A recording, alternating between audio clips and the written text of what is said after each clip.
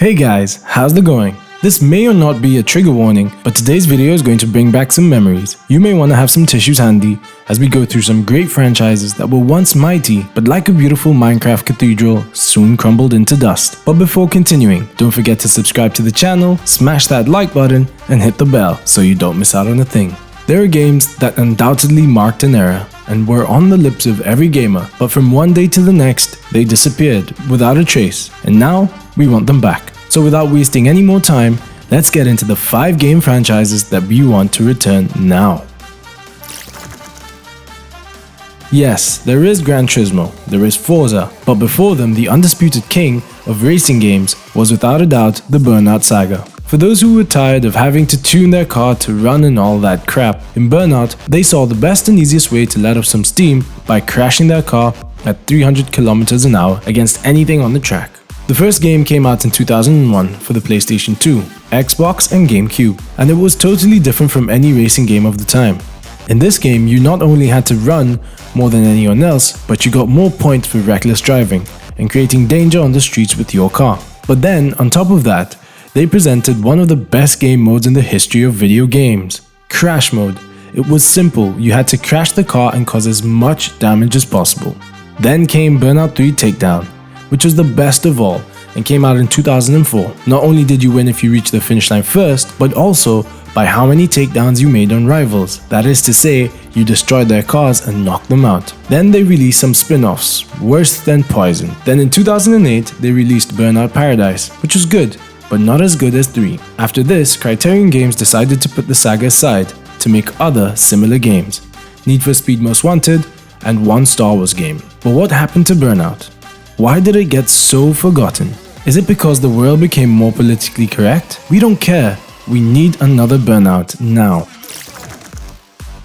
The first Prince of Persia dates back to 1989 and came out for the Apple II, MS-DOS, and the NFS. Yes, many of us weren't even born then, so if you don't know what the hell these devices are, don't worry, you're not the only one. For a game of that time, the gameplay was quite successful. Then, they did the second part, and there, they went 3D with Prince of Persia 3D for PC and Dreamcast in 1999. It was not very good, but what we really care about are the ones that came after in 2001 when Ubisoft bought it, and in 2003 when they launched the legendary Prince of Persia: The Sands of Time. A great game with the most intuitive gameplay and a great story that followed the guidelines of the original game. The game sold more than 14 million copies around the world, and the following year the sequel called Warrior Within came out. Somewhat darker than the original, and that divided the fans who managed to reunite in 2005 with the Two Thrones.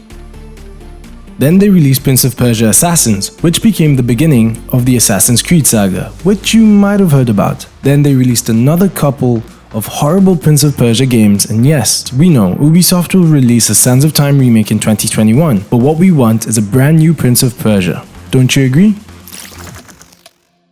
Many a young mind has had its interest sparked in wars and histories thanks to Medal of Honor, a game that came out for PlayStation in 1999. After creating Saving Private Ryan, Steven Spielberg decided to create and produce this game based on the movie and TV series. It started out as a documentary type game with a lot of information about the war.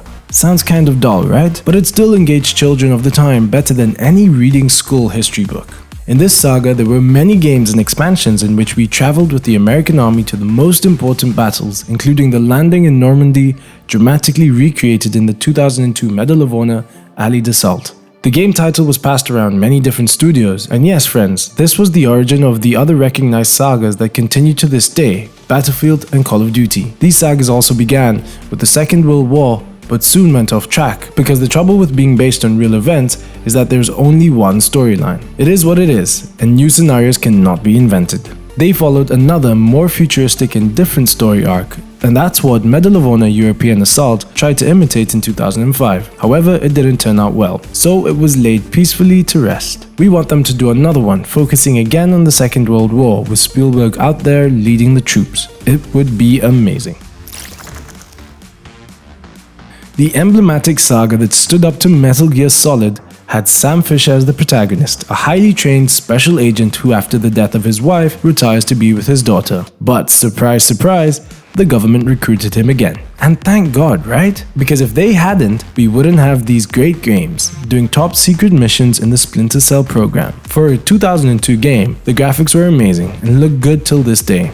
So imagine it 18 years ago. The ingenious mechanics and gameplay, where you played a lot with the environment, made the game a resounding success. Xbox has a lot to thank this game for because it helped it to sell the first console, as this is where it looked best. The difference between how it looked on the GameCube, PSP, and PC was a real outrage. After this masterpiece, they released another 6 games, each one worse than the last. But then, Ubisoft decided to leave Splinter Cell and start with other sagas. We hope that, as with Prince of Persia, Ubisoft will give Sam Fisher another call-up.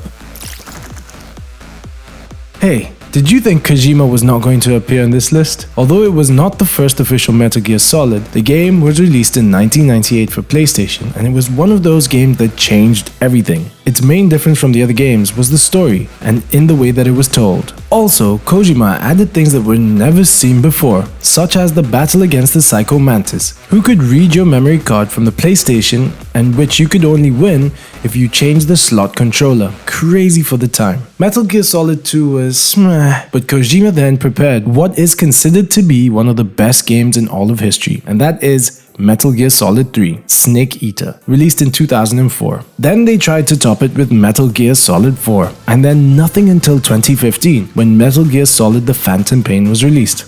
It was good, but the relationship between Kojima and Konami was twisted, and it seems that we will have to wait a long time, unfortunately, before we will be able to enjoy a new game in the saga. And that's all, folks, for our top list this week. What game do you miss, and what games do you want to come back? As always, tell us down below in the comments. Share your memories that you've had with all of these franchises mentioned in the video, and let us know which ones you're most excited for their return. Thanks a million, guys, and catch you on the next one. Adios.